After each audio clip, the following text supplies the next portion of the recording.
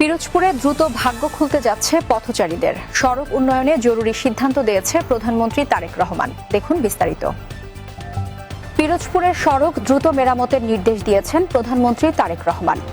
মঙ্গলবার সচিবালয়ের এক উচ্চ পর্যায়ের বৈঠকে এই সিদ্ধান্ত নেওয়া হয়। তিনি বলেন, দেশের যোগাযোগ ব্যবস্থা সচল রাখা অত্যন্ত জরুরি। বিশেষ করে পিরোজপুরের সড়কের বর্তমান অবস্থা দ্রুত উন্নয়ন প্রয়োজন। এ সময় সংশ্লিষ্ট কর্তৃপক্ষকে তাৎক্ষণিক ব্যবস্থা নিতে নির্দেশ দেন।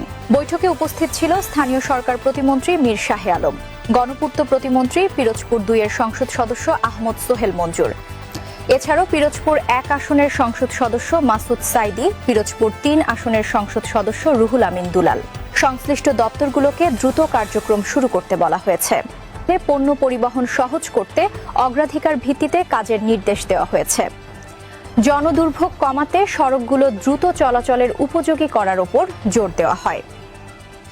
এই ছিল প্রতিবেদন। জনকণ্ঠ নেসারাবাদের সাথেই থাকুন। ধন্যবাদ।